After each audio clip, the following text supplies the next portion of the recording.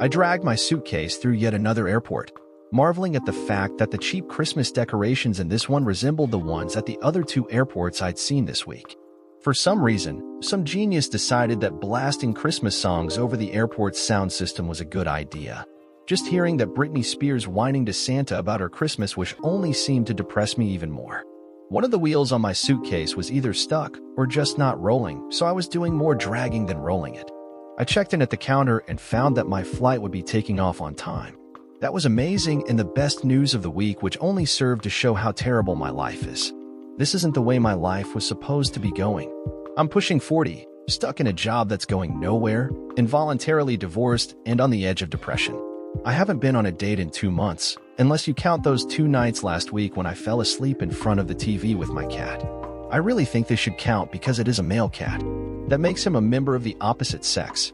And he acts just like a man too. As soon as we were done eating, he tried to cop a feel. I was half awake when I noticed that the cat got a really intense look on his face and started rubbing my left boob. Okay, I dropped tuna from my sandwich on it, but he was still trying to feel me. According to my life plan, I should be working on my second perfect child by now, instead of slogging my way through another airport. The holidays are the worst time to fly. I guess it's seeing all of those happy, smiling faces. All of these people heading off to be with their families, while I'm just trying to put food on the table and keep the bills paid. As I sit down in the lounge to wait to be called to board my plane, I look around the boarding area. The decor looks like the decor in 100 other similar areas.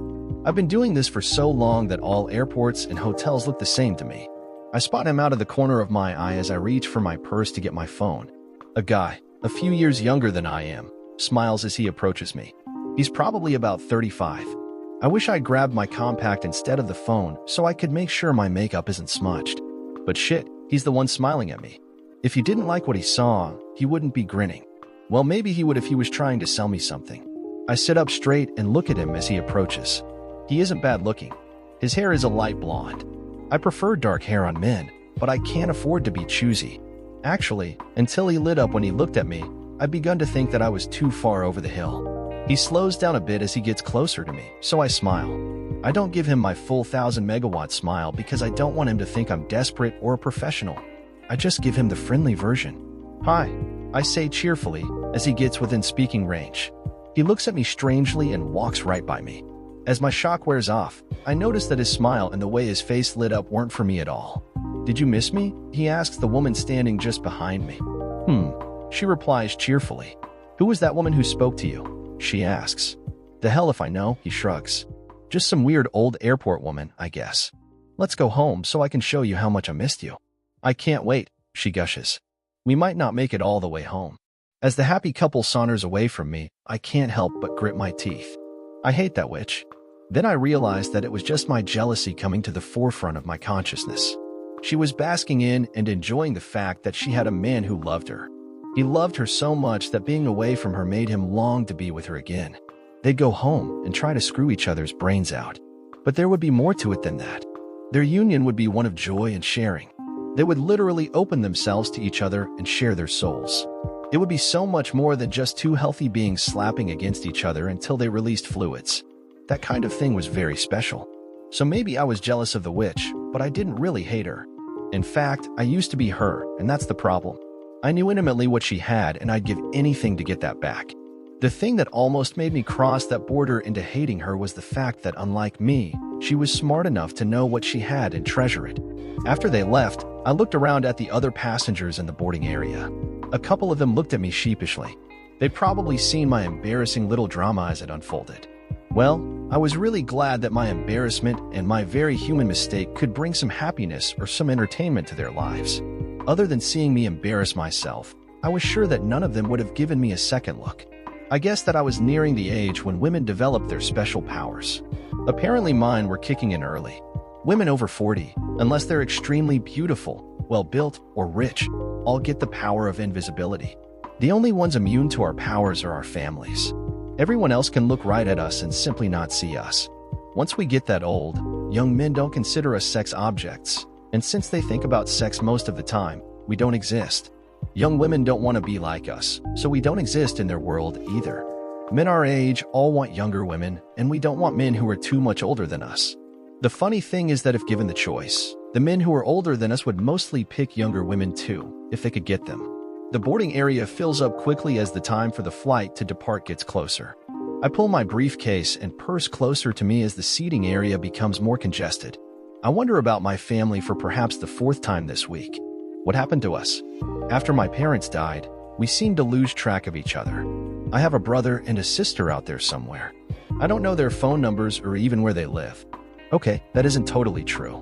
My sister lives somewhere in the south, and my brother lives in prison. I'm not sure which one, though I do know that he'll be there for a long time. He got caught doing something with drugs. He was supposed to be the smart one too. I also have a vague memory of some aunts and I think an uncle that are still alive, but I wouldn't even begin to know where to look. I guess what got me to thinking about all of this was that hokey movie that I woke up and watched one night last week when my cat was taking a break from fondling my tuna-smeared tits. It was one of those movies where the spirit of Christmas gives this guy who had almost died trying to save some old lady a wish. I'm telling you, it was hokey.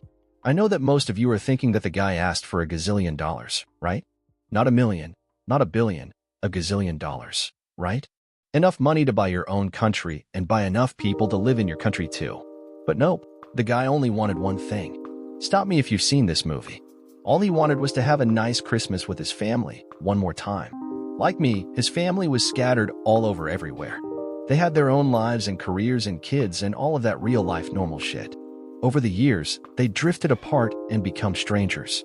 They only got together when someone died and then only for the funeral and to decide who got what of the dead relative shit. I guess in my own way, I've been wondering whether or not things like that really ever happen. And if they do they ever happen for people like me? Because you see, more than anything else in the world, I wish that I had my own Christmas wish, like that idiot in the movie. And no, I wouldn't waste mine on money either. Don't get me wrong, I don't want world peace. The world's economy is already bad enough. We could use a good war about now to crank things back up. And if you're thinking I want to get my family back together again, you're out of your mind. That gang of losers and freeloaders should really stay away from me if they know what's good for them. I can only think of one thing I'd wish for, and strangely enough, I threw it away stupidly myself. Shit. Stupid teenaged girls who don't look where they're going should all be killed. The little witch is as big as I am, and she just tramped all over my foot and kept walking.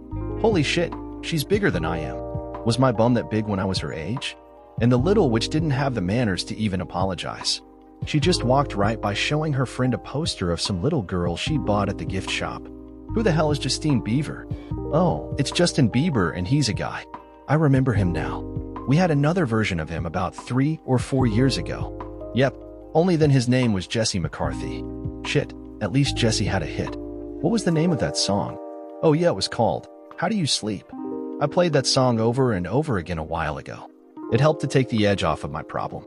But now it really has been a year. Anyway, back to my one wish, if I had one wish. I'd wish for one chance to get back with my ex. Just like the words in that song. It's been about a year now. Ain't seen or heard from you.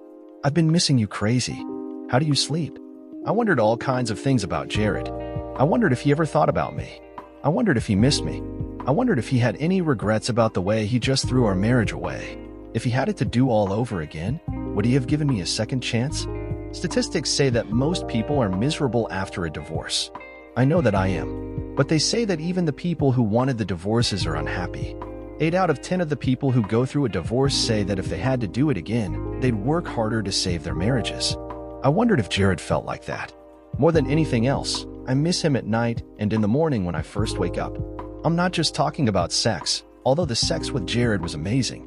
More than anything else, I miss having that man lay down and wrap his arms around me and hold me through the night. Nothing else mattered when I was in his arms. The bills didn't matter. The job didn't matter. Nothing did. Even on days when he went out for a run and just fell into bed still sweaty, I craved that man's touch. And I know he loved me. He was a really good-looking guy and smart as hell, but for some reason he loved me. And like in the song, it has been almost exactly a year since I've seen him. He didn't even come to court. I never had a chance to explain or apologize or even talk to him. I can still see the look on his face. That last look haunts me to this day. I looked up as the woman behind the counter's loudspeaker distorted voice announced boarding for my flight. Like all the other robots, I shuffled listlessly into the line forming in front of the door. Despite what you see on TV or hear on the radio, chivalry is dead. Several young men leaped in front of me to get a better position in line. Okay, I know I'm not Jennifer Aniston, but is it really that manly to push your way past a woman struggling with a heavy briefcase and a purse?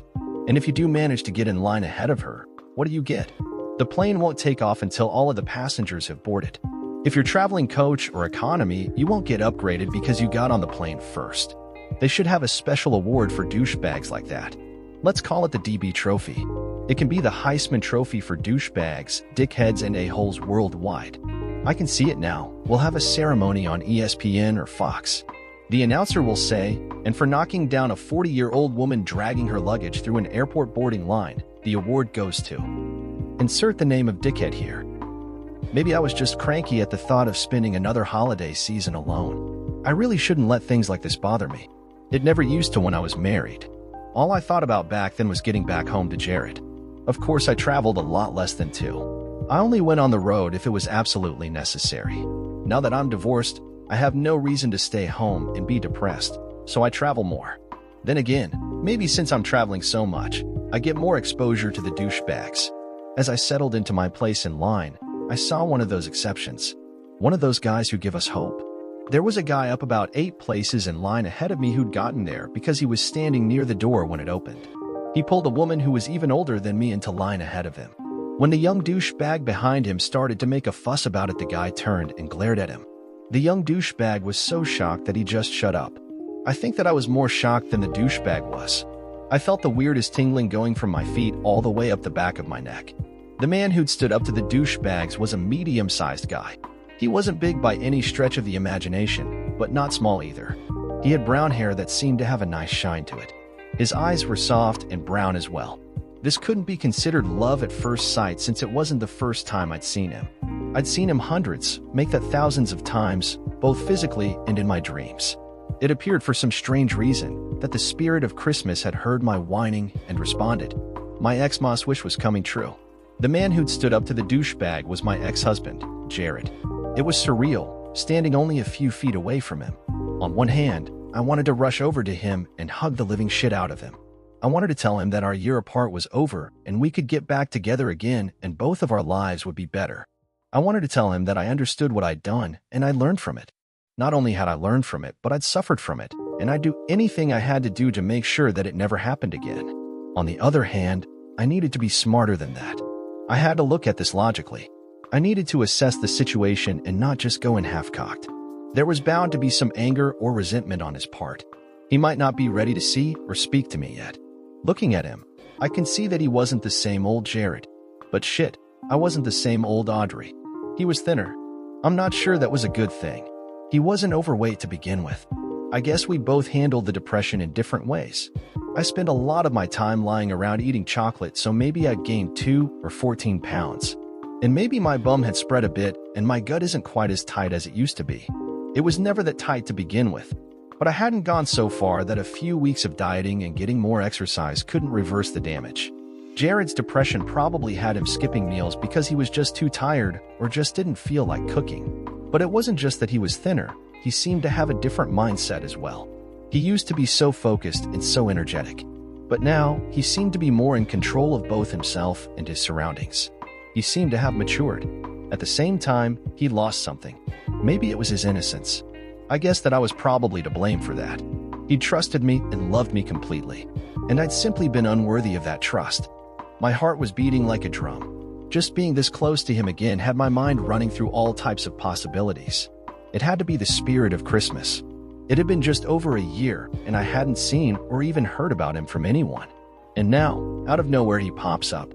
It was a sign. I was sure of it. I needed to be really careful about the way I approached him, though. My track record was impeccable. I seemingly screwed up everything I touched.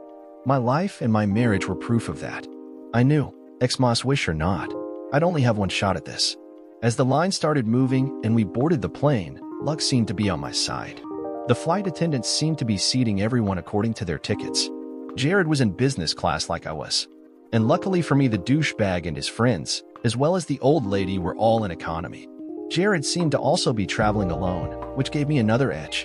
More than likely, no one would sit down next to him until all of the available seats had been filled by at least one person. Then the seats by the more attractive people would fill in. The seats next to people who were fat, ugly, smelly, or just weird would be the last ones taken. Judging by my place in line, when I got on there should still be empty seats. I'd forego an empty seat to sit next to Jared.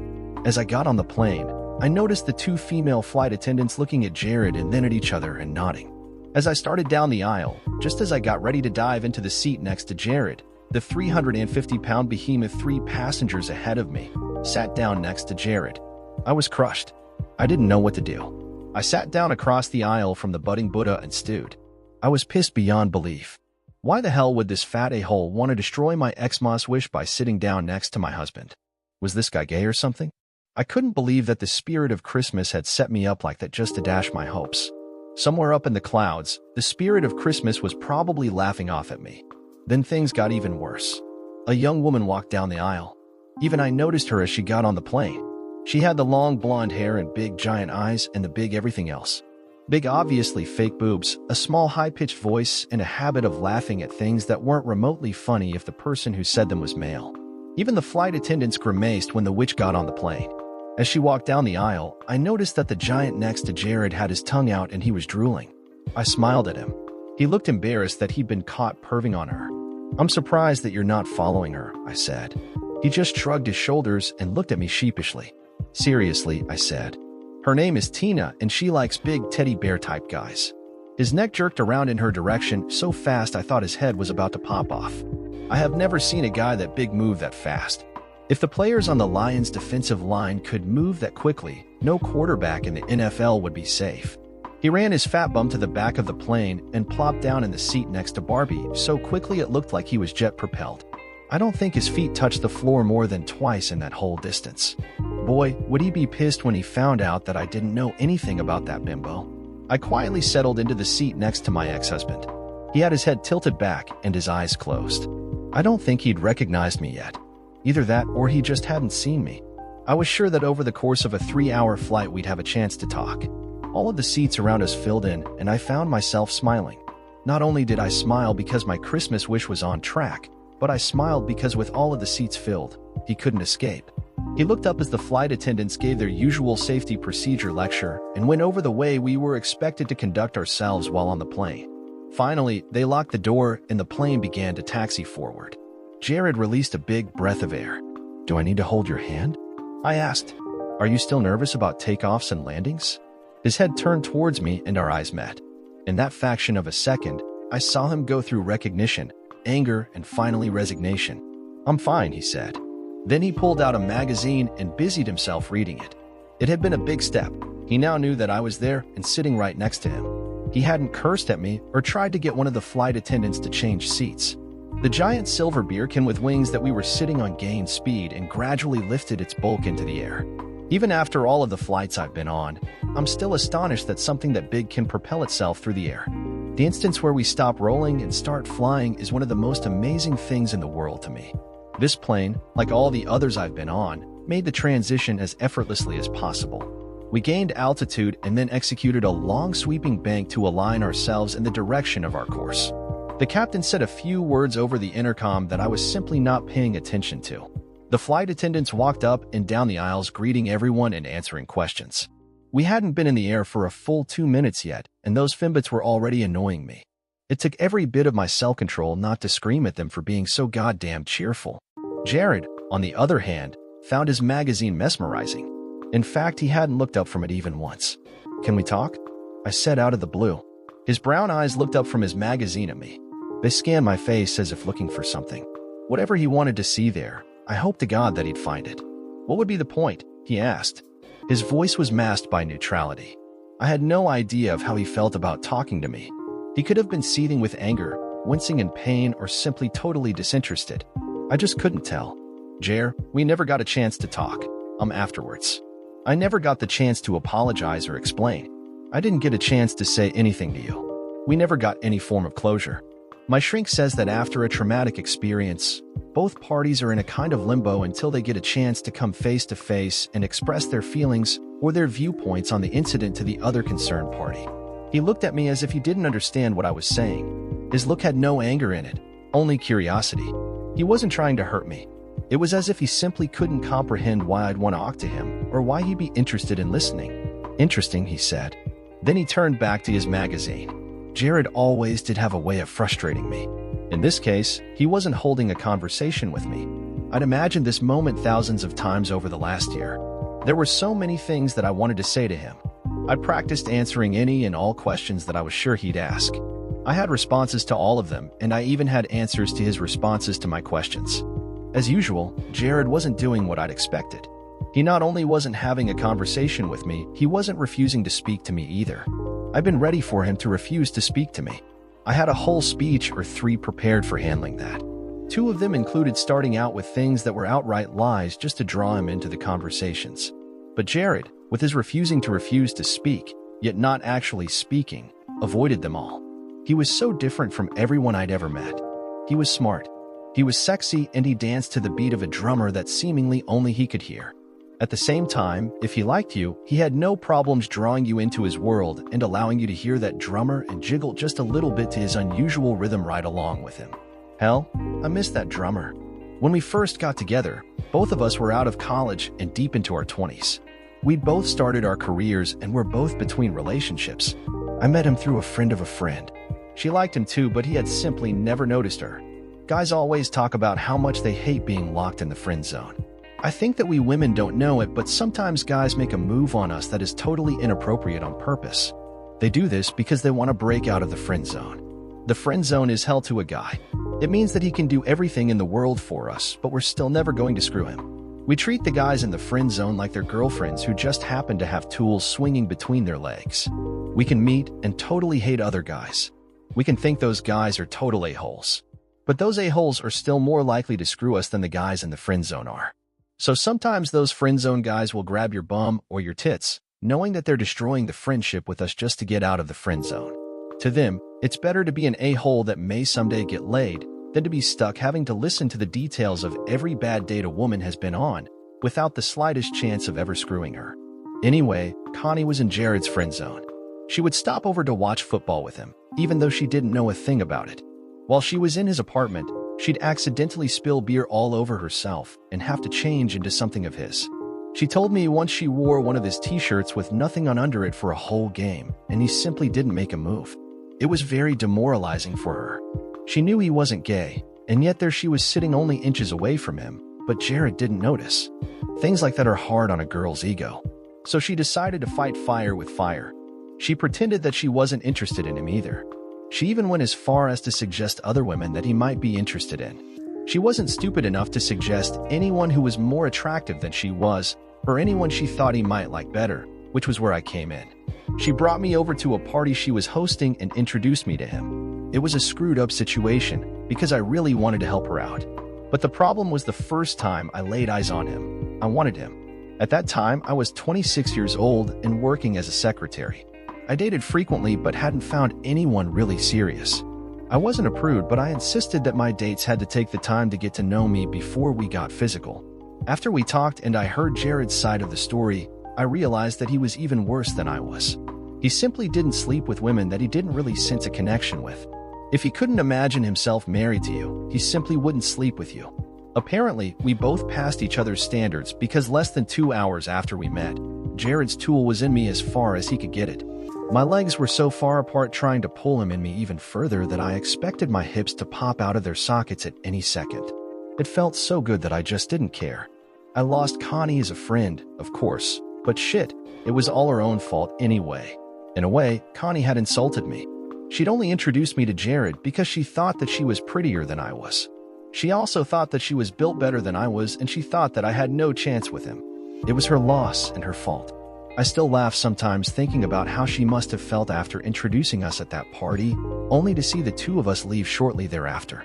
She must have felt really bad to leave her guests just so she could follow us back to my apartment. She waited outside for over 4 hours until he left, so she could run up to my apartment and confront me. I opened the door thinking that he'd forgotten something. I hadn't even bothered to put any clothes on. I still had bite marks all over my neck. She took one look at me and burst into tears before calling me every kind of 304 and tramp she could imagine. "You're not as pretty as I am," she cried. I just nodded my head. "Your tits are too small and your butt is way too big," she screamed. I nodded my head again. "You're a 304. You screwed him on the first date. You didn't actually even go on a date." Again, all I could do was nod my head in agreement with her. "What do you have that I don't?" she cried. "Well, for starters," I said, "this is mine, and I have no intention of giving him back to you." I slammed the door in her face and ended 5 years of friendship. But it was also the start of my relationship and eventual marriage to Jared. He was and still is the love of my life. In those first few weeks with Jared, I quickly learned what love really was. We spent almost every possible second together. We spent a lot of that time in bed, but we also spent time getting to know each other's likes, dislikes, and personality quirks as well. There were a lot of days when we'd go to bed with each other and not have sex. We'd simply lay there touching each other. After we got married, it got even more intense. Jared became consumed with making our lives together the best they could be. He bent himself over backwards trying to make and keep me happy. We saved every penny we could to buy our house. The plan was that we'd start preparing for our eventual genetically perfect nuclear children. I noticed after a while that for Jared, while we didn't have very much money coming in from our jobs above what we needed and the little bit that we could save every week, there was a double standard. Jared denied himself even the most inconsequential things, but he'd always splurge on anything I wanted. I didn't realize what he was doing until the summer that he didn't even drive his Mustang once. That way, he told me, he could save the entire cost of the car's ridiculously high insurance rates. He could also save the increased spending on gas for its powerful motor.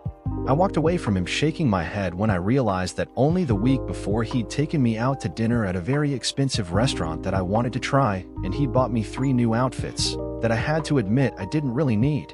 It had started to sink in that this man loved me. He hadn't married me simply because he liked screwing me.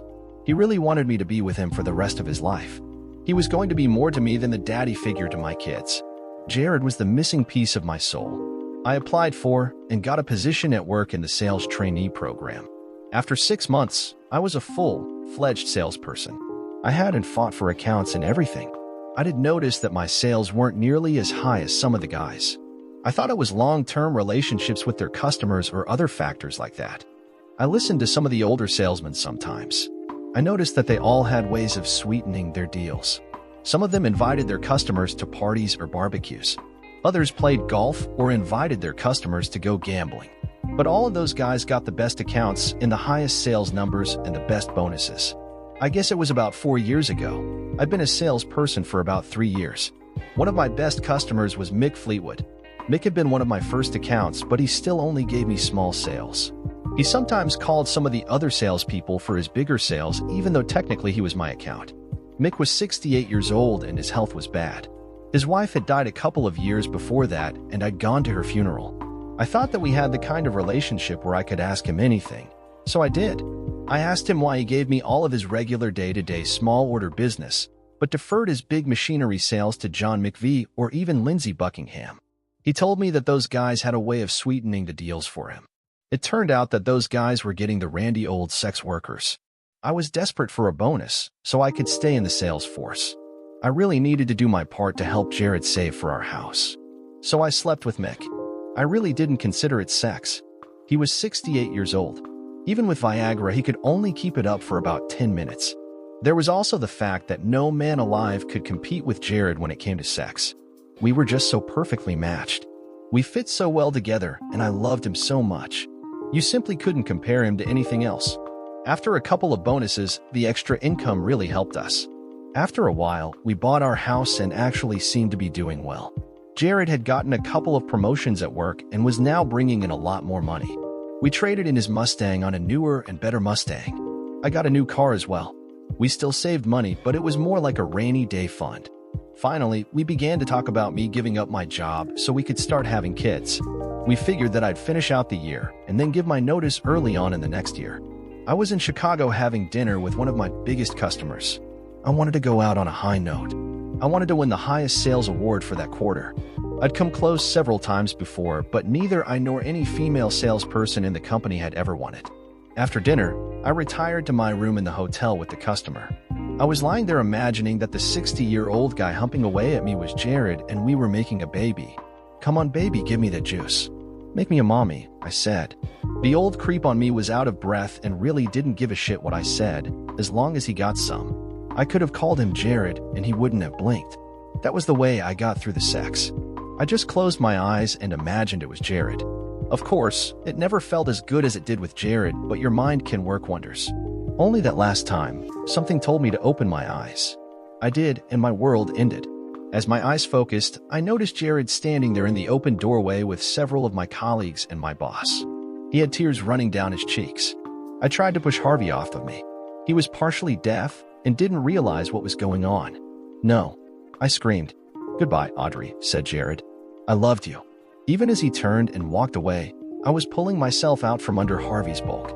The reactions of the men still in the room, as I tried to dress and follow Jared, were all markedly different. My boss was livid. He stood there turning redder and redder like an old steam furnace. He was going over the facts in his mind, almost as if he was collecting steam before he blew. The tittering expressions on the faces of my colleagues were also varying. I heard everything from, "I knew there was a reason my body was outselling me," to, "Hey, we all have our ways of closing a deal." Just before I left the room for the bathroom, I heard, "Shit, I should have been screwing her myself." Harvey was smiling and high-fiving the guys. His newfound studliness by far outweighed any possible damage to his marriage. As I finished cleaning myself up and threw my clothes into a suitcase, I noticed that all of the guys, with the exception of my boss, Darren, had gone. The pain and despair I'd felt finally also worked its way out of me. It came out in the form of long, mournful wails and sobs. I couldn't stop crying no matter what I did. Darren was trying to explain to me how they'd come to be there. There hadn't been any kind of surveillance on me. There hadn't been an investigation. Darren had discovered that I'd already won the top salesperson award for the quarter. He'd called me to tell me and had forgotten that I was on the road. When he told Jared about the award, Jared had confessed that it would probably be my last trip, since we were going to start our family. Both Darren and Jared thought that surprising me with a cake and a little ceremony would be a great idea. Only they were the ones who ended up surprised.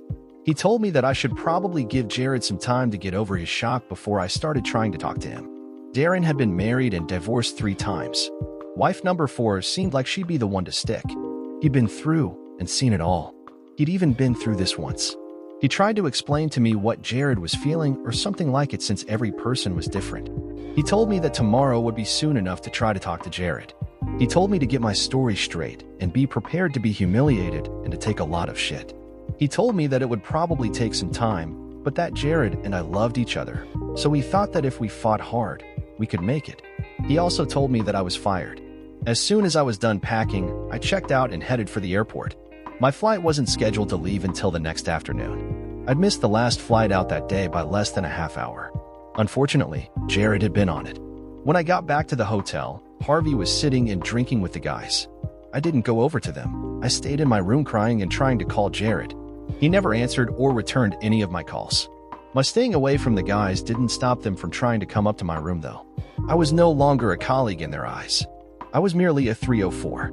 There were no longer any rules of workplace conduct to prevent them from hitting on me.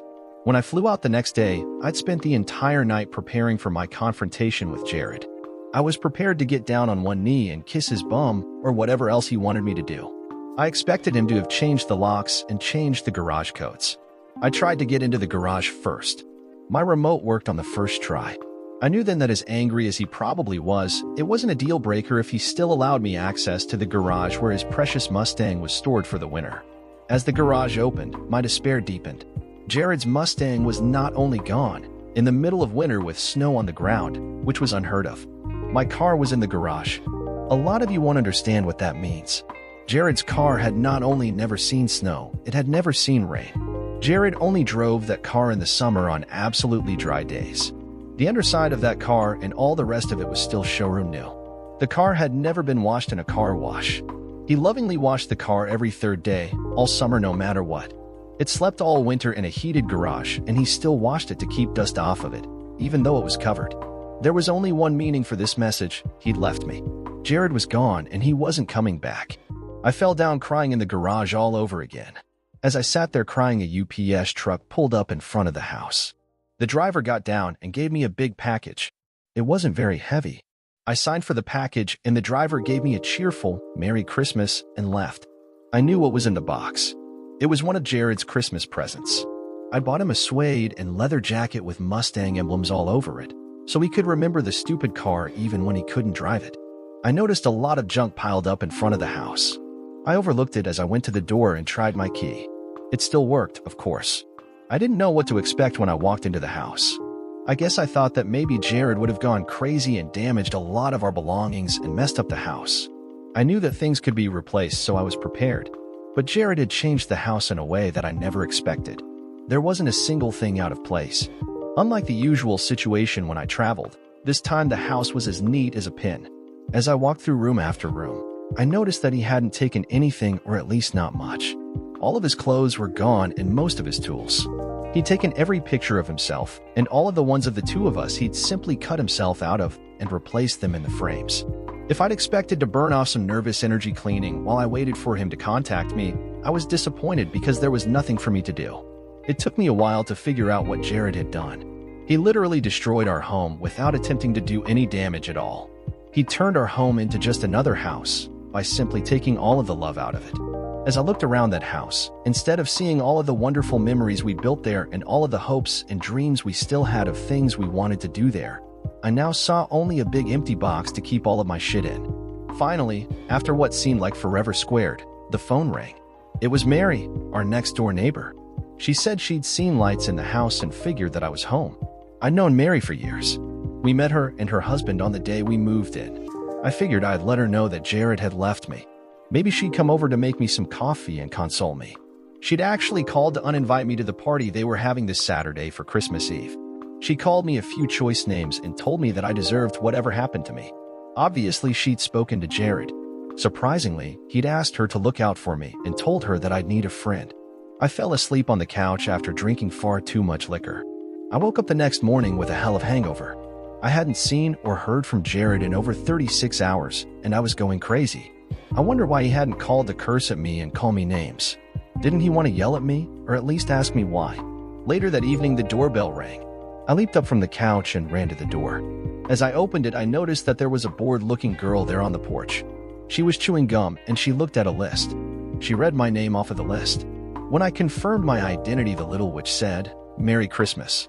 You've been served." She handed me a thick folder of papers and smirked at me. Then she walked away, still popping her gum, without a care in the world. I opened the folder. Never in my wildest dreams would I have expected it, especially not so fast. They were divorce papers. Jared was asking for a no-fault divorce. He wanted to split everything down the middle 50-50. He'd already taken half of our checking and savings.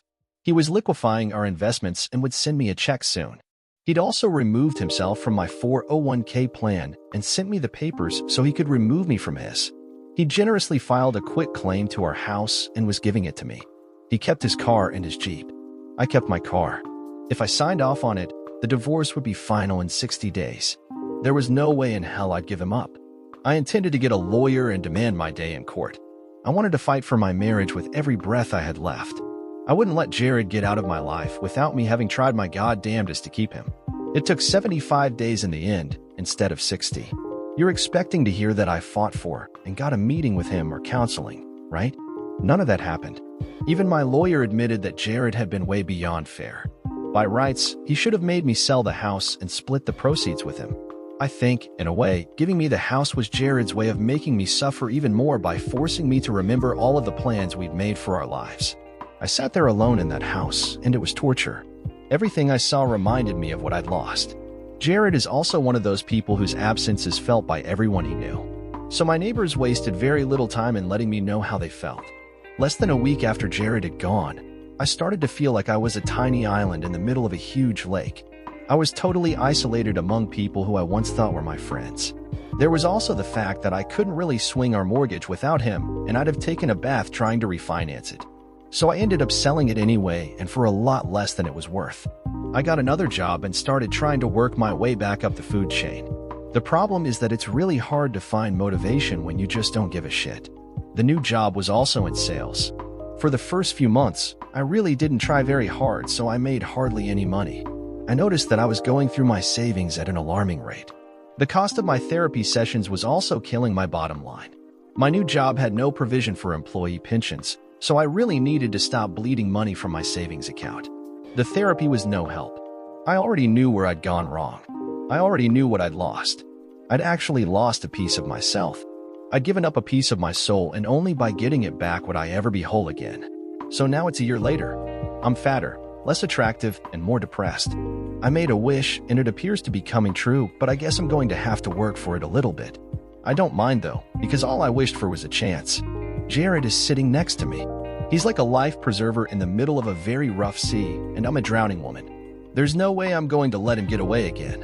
While we've been apart, I've done everything I possibly could to keep tabs on Jared. I started friendships and re-established relationships with people just to get information on how he was doing. Some of it required me to belittle myself and eat a lot of shit. Remember that witch Connie? She was the stupid one who gave me Jared in the first place. Connie called me about a week after Jared left me. She couldn't wait to rub it in. I had to listen to her basically call me a piece of shit. I warned him about you from the beginning, she croaked. You just weren't right for him. You dropped your drawers within minutes of meeting him, remember? About 20 minutes into the conversation, I finally got what I'd been waiting for. He really isn't doing well, she said. You hurt him really badly. I've tried everything I can think of to get him to come out of his apartment. I've even tried to go over there and visit him, but he doesn't want to see anyone. Through my patience and her big mouth, I had all of the information I needed. I knew that Jared had moved into an apartment. I also knew that he wasn't trying to date anyone and that he was having as rough a time getting over me as I was getting over him. I found out other news from other places, but Connie was always the one I could turn to when I absolutely needed to know something. She enjoyed letting me know that she knew more about my husband than I did. She loved gloating over the fact that in the end, I wasn't very likely to end up with him. Unfortunately, after a while, all of my information about Jared just dried up. No one seemed to know anything about him. Even Connie had to admit that she didn't know anything that was going on in his life. I'd have paid to find out even the smallest bit of information on how he was or what he was doing. Now, all of a sudden, he shows up, and except for looking a little thinner and a bit more serious, he really looks good. The time apart had apparently been far kinder to Jared than it had to me. Maybe it's because his conscience is clear, while I bear the blame for ending our marriage. I looked over again at my ex-husband as the plane continued to slice through the air, cutting the distance between us and our destination by miles every second. It just felt like as I watched him out of the corner of my eye that our time was dribbling away, and with it any chance I might have to get him back. How do you sleep? I asked him out of the blue. What? He asked. I actually thought I saw the beginnings of a smile cross his lips. Audrey, you always did have a knack for asking me the most off-the-wall questions, he said. That was one of the things I loved the most about you, and I guess one of the things I missed the most. I was having trouble focusing when he said that. Jared obviously didn't realize how his words had me in a near swoon. I was beginning to feel the magic of the spirit of Christmas working on my behalf again. I might just pull this off.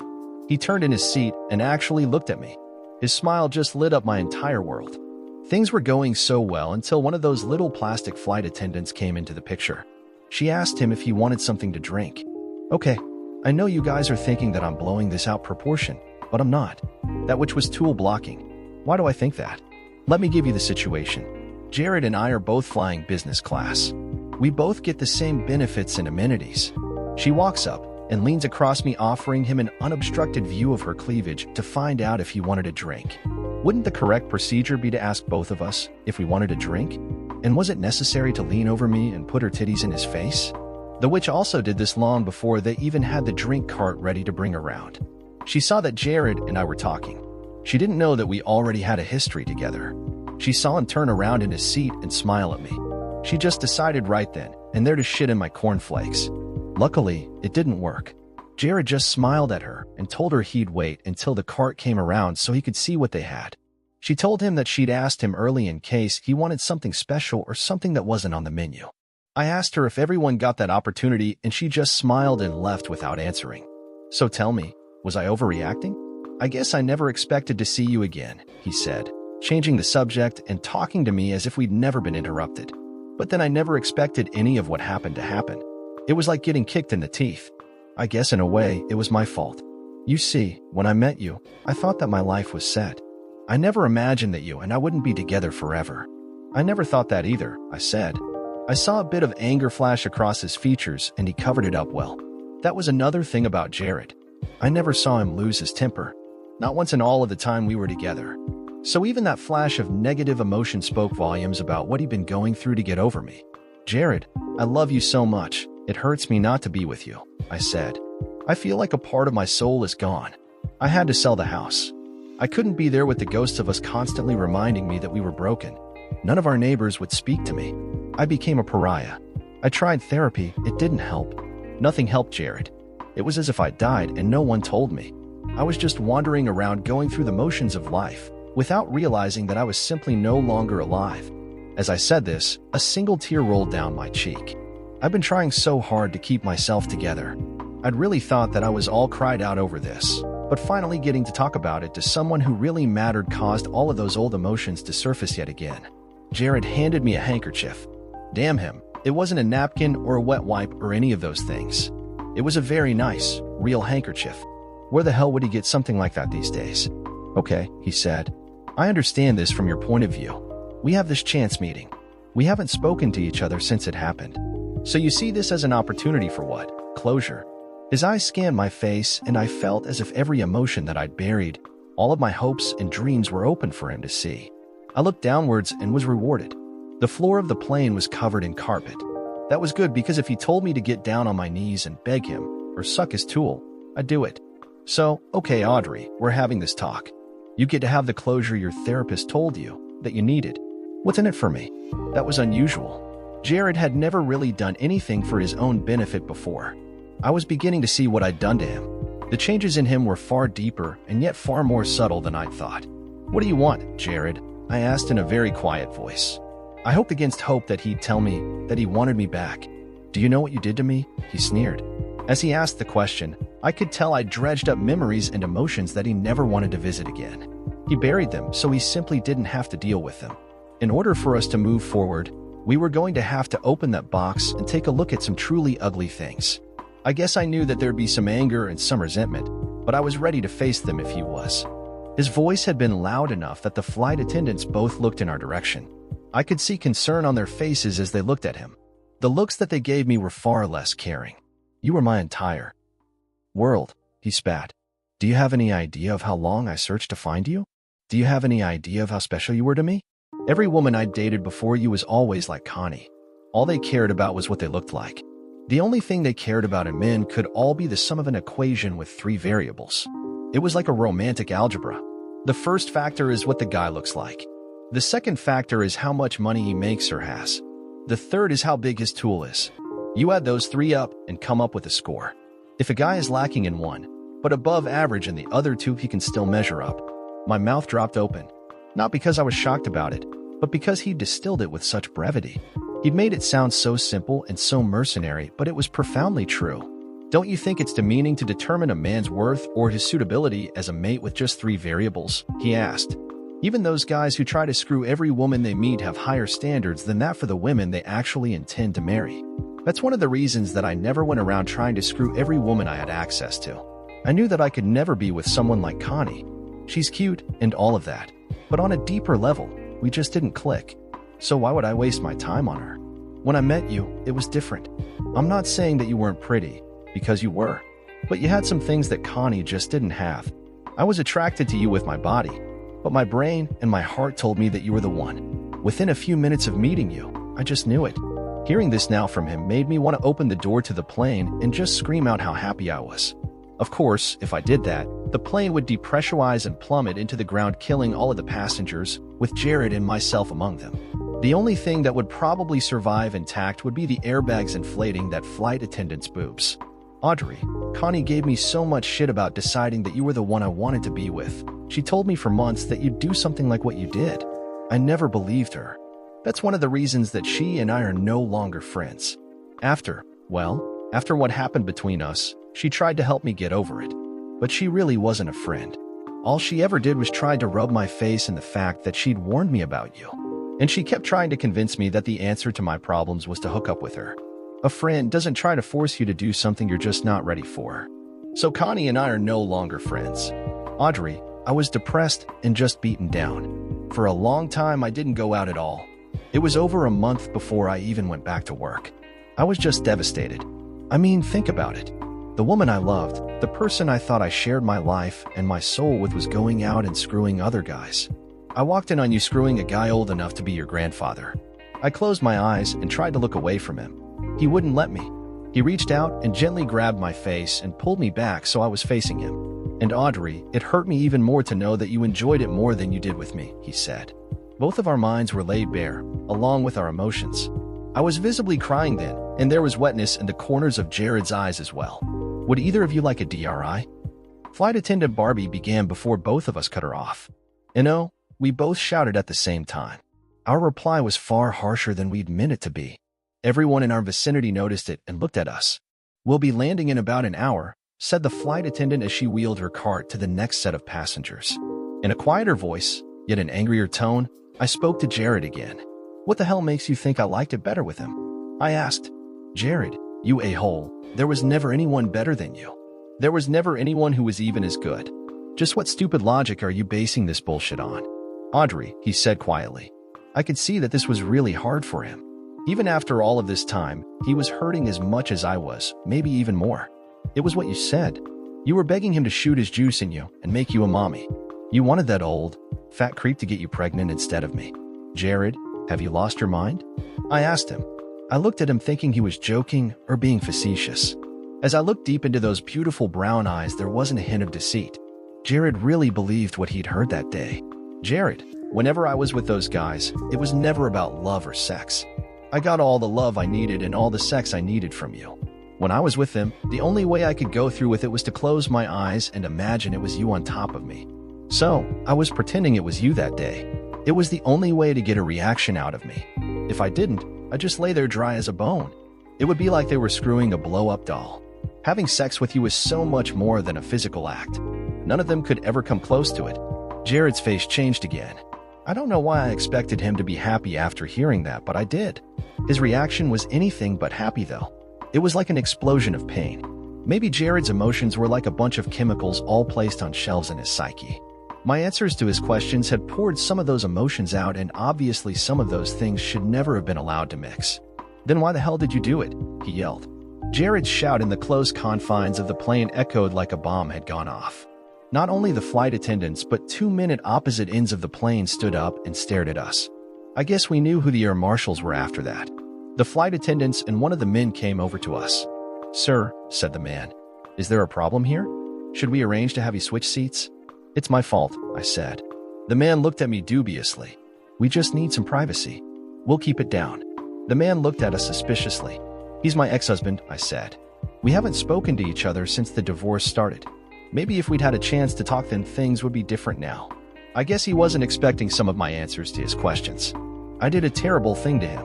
When we get off of this plane, we may never see each other again. We'll be very quiet. He shook his head, but he went back to his seat. Jared, this was never about me being unhappy with you. You were always more than enough for me. I am 100% in love with you. We had no problems between us. The problem was me. You always treated me like I was gold. Even when we didn't have any goddamned money, you'd wipe out our savings to buy me something that I really didn't need while you went without. I just needed to try to contribute more to our finances. I wanted to help. I know that it was stupid. I know that it was wrong. But that money really did help us. It took some of the financial pressure off of us, and we got our house a lot sooner than we would have otherwise. It didn't cost us anything, and we got back. Jared held up his hand for me to stop. He turned away from me and started looking at something on his iPhone. Jared, I said softly and rubbed his shoulder. He pulled away from me again. Audrey, can you please just leave me alone for a while? He asked. I kind of need to process this. After a few minutes, I saw Jared pull out a pad and start writing something. I looked straight ahead. A few minutes later, the flight attendant passed by. I grabbed her arm before she got too far away from me. She looked at me like I'd done something terrible by touching her. May I have my drink now? I asked as nicely as I could. I'm sorry, she began. Which, if you don't get me a drink, you'll wish you had, I said as coldly as I could muster. She nodded her head and came back a few minutes later with a selection of those small drink bottles. I took 3 of the vodka bottles. You should probably put them in a glass, she said. And we'll be landing soon. I nodded and took the glass she offered me. I sat back and looked around. Most of the passengers in my area who weren't engaged in staring out the window or talking to each other were staring at me. I really wanted to jump up and scream, "BOO," as loudly as I could. I didn't for 2 reasons. First, because I knew I'd get arrested. The air marshals and the flight attendants were already sick of me, and if I pushed them any further, my bum was grass. And second, because Stangstar already used that boo thing last year and probably wouldn't do that twice, and if he did, Mycotherapy would just edit it out anyway. Jared was scribbling away on that pad. It was like the man was trying to write War and Peace in 10 minutes on a legal pad. He wouldn't even as much as look at me, and there were so many things I needed to tell him. Just before the plane started to descend, he got up and went to speak to a flight attendant. He took his jacket and his briefcase with him. Bathroom, he threw over his shoulder as he left. I saw a conversation between him and the flight attendant and the air marshal, and then I saw him go further back in the plane. A few moments later, Airplane Barbie came back and started asking everyone to replace their tray tables and anything that wasn't restrained. We were about to land. I grabbed her shoulder again and asked her about Jared. She said that he was still in the lavatory, but not to worry. He'd be okay if he stayed there during the landing. I wasn't worried about him falling into the miniature toilet if that was what she thought. I was worried about our unfinished conversation. At this point, my ex-Moss wish hadn't been fulfilled. There were so many things we needed to say to each other. Where were we? Are we going to get back together? Are we going to try to be friends? God, I needed that man back in my life. It was time for us to pick up the pieces and go forward with our lives. I was still having trouble with all of the pain and hurt he'd been carrying around with him. I guess I always knew that I loved Jared, but it just came as such a surprise to me hearing the things he said and learning the real depth of the love he had for me. I just never thought that a man could love any woman that much, let alone me. I just couldn't stop thinking it over and over again in my mind. He really loved me. Me, plain, ordinary Audrey. My betrayal had hurt him far more than I ever suspected. All this time, I thought that I was the one who was hurting. Maybe us getting back together would be good for both of us. The spirit of Christmas was helping two people, not one. The plane landed exactly on schedule. I looked past Jared's window seat and watched the ground come up as we landed. There in the parking lot as we flew over it, I thought I saw Jared's Mustang GT parked there. Beside me, that car was the only thing he loved. As the plane rolled to a stop, the passengers who'd all been in a hurry to get on resumed their impatience and scurried to get off. Jared still wasn't back from the bathroom, and I had so much to say to him. Maybe we could continue our conversation over dinner. I stayed in my seat as the passengers all got off. When the last person had left the plane, the flight attendant came over to me. "You have to get off of the plane now, ma'am," she said. I couldn't believe the witch had the nerve to call me ma'am. She was acting like I was an old lady or like I was slow. "I'm waiting for my friend to get out of the bathroom," I said. She looked at me with a really concerned expression on her face and sat down next to me. God damn it. It looked like she really cared. "He never went to the bathroom," she said.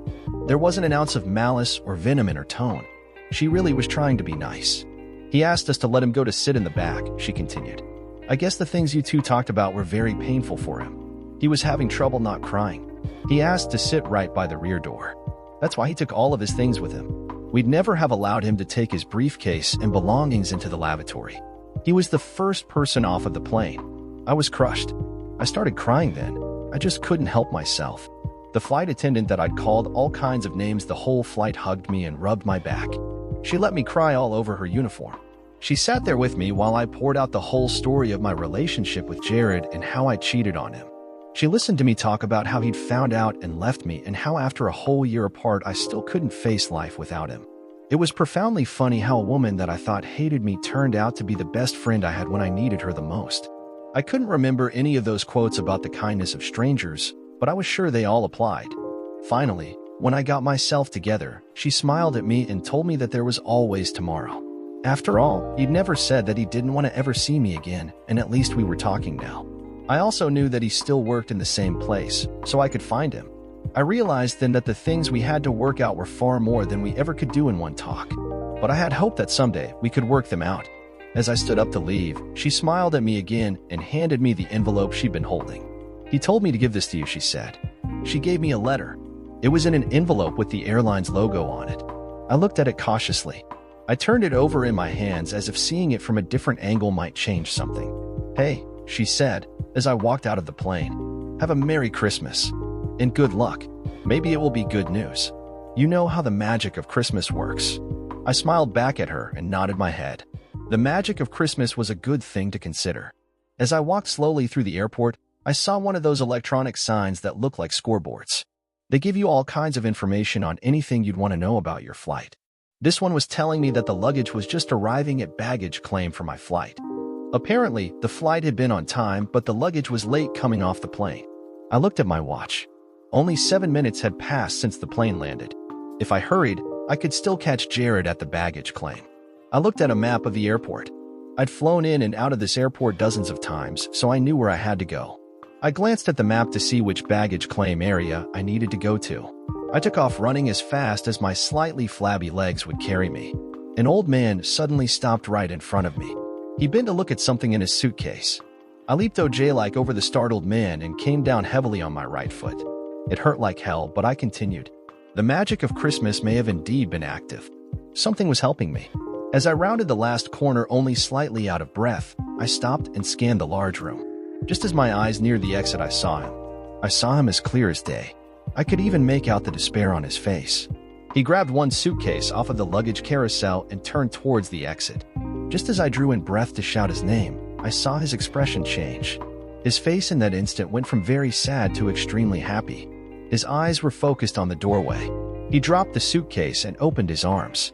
They were the same arms that I so dearly missed having wrapped around me, holding my body in his loving embrace. I knew in that instant that those arms were no longer mine, and they never would be again. She was younger than either of us. She was probably only 26 or 27 at most. She had long dark hair and that creamy Irish skin, with just a smattering of freckles. Her long, thin arms and thin but curvaceous legs told me that normally she had a very nice body. Her boobs were huge, but I was sure that was because of her condition. She was very beautiful, but apparently she didn't care about things like that. All of that hair was casually tied to one side with a scrunchie. She was also very pregnant. She walked into Jared's arms like she belonged there. She acted as if my Jared was hers. He hugged her to himself as if his life depended on it and lifted her gently off the floor. She leaned her perfect chin up and their mouths meshed into one. He kissed her gently but intensely. She did that thing that women in movies did back in the 40s. As she kissed him back, one of her legs folded up. I let the breath I'd drawn in to shout his name whoosh harmlessly out. Instead of calling his name, it became a forlorn moan. I slumped back against the wall after deciding to wait until they'd gone to pick up my luggage. She molded herself into his side as they walked out of the door. I hated that little witch with a passion so intense it would make the sun seem like a candle. You know how they don't let you park at the curb at airports? Maybe it was because the little witch was pregnant, but they let her. She threw Jared the keys to his Mustang GT, and I saw them drive off a few moments later, after stowing his luggage in the car's minuscule trunk. I watched the Mustang GT's dual 3-bar lights fade in the distance, and with them went any hope of my Christmas wish coming true. The lump in my throat was so big that I was having trouble breathing. My eyes were wet from tears I had yet to shed, and I knew that this cry was going to be a big one. I tried my best to compose myself because I really didn't want to break down in the airport and start bawling in front of a bunch of strangers who would only use my pain as something to talk about. I could imagine them gathered around their dinner tables with their families, talking about the crazy old woman who sat there in the airport crying her eyes out for nothing. As I shuffled into the baggage claim area, the carousel was still running. There were only 2 suitcases still on it. One of them was mine. My ankle was beginning to really hurt. I got to the carousel just as my bag went by. I snatched at it and missed falling heavily to the floor. I heard a laugh from somewhere, so I was sure that my athletic performance had been funny to someone. My ankle hurt even more. The bags went around in a huge circle and most of it was outside of the room, so I had to stand there and wait for the bag to go all the way around the circuit again. When it came back around, I grabbed it and walked out through the door towards the parking lot. I asked the bag check guy at the curb when the next shuttle would come through. He told me that I just missed one and would have to wait about 20 minutes for the next one. I wasn't sure that I could keep it together for that long, so I decided to walk all the way to the parking lot. "Merry Christmas, ma'am," he said cheerfully. His voice sounded like the one that had laughed when I fell on my bum reaching for my bag. "Bah humbug," I replied, causing him to laugh again. By the time I'd walked all the way to my car, my ankle was throbbing. I threw my suitcase in the back seat and got in. I started the motor and turned the heat and defrosters on. Sitting there in the darkness of the car as it warmed up, I finally let all of the feelings I'd been holding in go. I sobbed long and hard. I cried not only because the spirit of Christmas had lied to me, but for the fact that I'd now truly lost the only man I'd ever loved. My despair turned to anger after a while. I was pissed at the spirit of Christmas. I was pissed at Jared, and I was pissed at that pregnant little cow who'd rubbed herself all over him in public. All of this Christmas shit was for the birds. It never worked out this way in any of those movies. Yeah, I'll bet it's a wonderful life. I wiped my face and got ready to drive home. Before I put the car in gear, I spotted the envelope from Jared on the seat beside me. I picked it up and opened it. 2 pages back in front of Jared's distinctive scrawl. Jared, as usual, got right to the point. There was no opening salutation, he just mentioned my name, so it was clear who he was talking to and launched into his points. Audrey, I'm sorry to do this to you, but after our conversation, I found myself in far too emotional a state to continue. In actuality, we never even got to finish the conversation, but you told me too many things that required time and distance for me to process.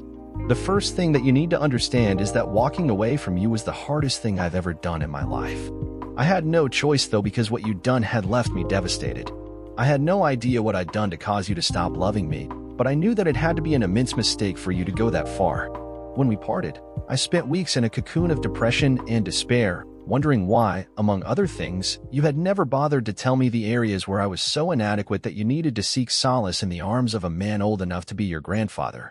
Try as much as I could, I was unable to discern my problem. You always seemed to be happy when we were together, and you always seemed to be fulfilled when we made love. I began to think that maybe you were just being nice to me or didn't want to hurt my feelings, so you looked for what you needed on the side.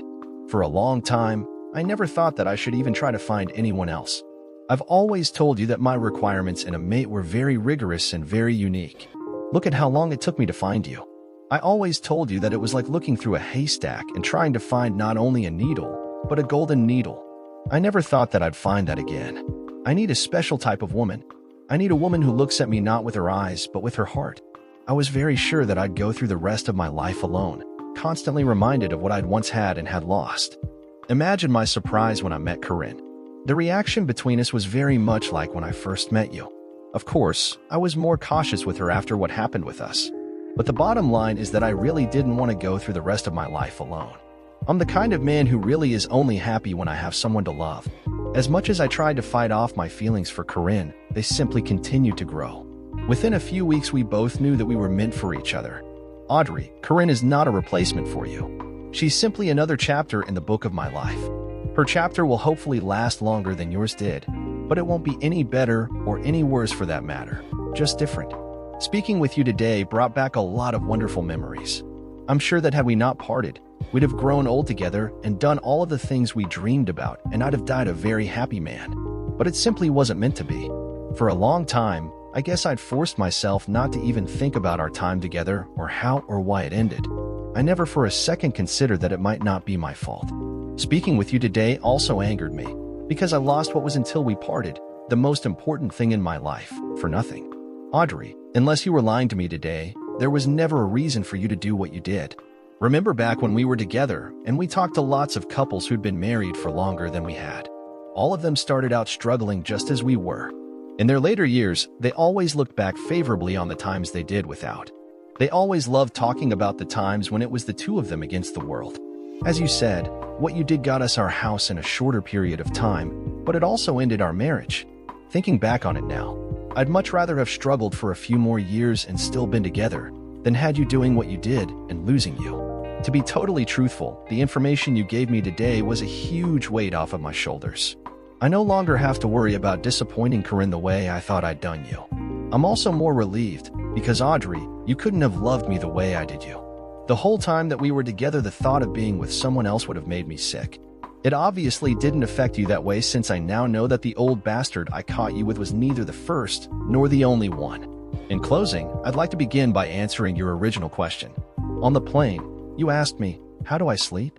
You told me that you'd been having trouble sleeping since we parted. Well, Audrey, so have I. I've been having trouble sleeping for about a year now. At first, it was because I missed you so much. Then it was because I was so afraid of failing Corinne the way I thought that I'd failed you. Lately, it's because sleeping with a very affectionate pregnant woman is awful. She constantly moves, trying to find a comfortable position with the weight of her tummy pulling her to the side. At the same time, if I move away from her, she tracks me down and wraps herself in my arms no matter how uncomfortable I am. Besides that though, and with the new information you gave me today, I'm sure I'm going to sleep very well from now on. No matter how uncomfortable I may be, I'll be sleeping with a woman who loves me and grades our life not on how much money we have, but on the good times we have together and the way we treat each other. I bear you no bitterness, Audrey, and if you need closure or forgiveness, it is granted. I truly hope that you can move on with your life the way that I have. Talking to you lifted a lot of the guilt about our parting from me because I now realize that it wasn't my fault at all. I've also realized that it was all in the past and none of it matters anymore. Have a Merry Christmas, Audrey. He hadn't even bothered to sign it. I read the letter again and folded it back into its envelope and drove home uneventfully. I thought about his words all the way there. How the hell could I have let someone who loved me that much get away? Why was I angry at him? Jared hadn't done anything except everything he could for me the whole time we were together. It was my fault that we divorced, no one else's. As far as being angry at his new wife, I had no right to feel that way either. She was smart enough to grab him and appreciate him when I practically threw him away. I pulled into the parking lot outside of my crappy little townhouse. I walked up to my door and opened it. Another crappy night in front of my crappy TV with my perverted cat awaited me. Ho, Merry effing Christmas. I hope I wasn't out of tuna. Just after I stepped into the living room, I wondered where my cat was. Maybe like in It's a Wonderful Life, the point was for me to appreciate the things I have more and take a serious look at the things I've lost. Maybe it was a case where after what I'd done there was simply no Christmas wish or Christmas magic left for me. My phone rang and I answered it. It was the kid from down the street that I'd paid to watch and feed my cat while I was away. The kid was bawling his eyes out as he told me about how he opened the door and the cat ran out of the townhouse and into the street where he was quickly flattened by a truck passing down the street. The truck never even slowed down. I sat down at my kitchen table and poured myself a really strong drink. I began to seriously think about all of those statistics concerning holiday self-deaths. Dear listeners, please share your thoughts in the comments section and don't forget to like, share, and subscribe.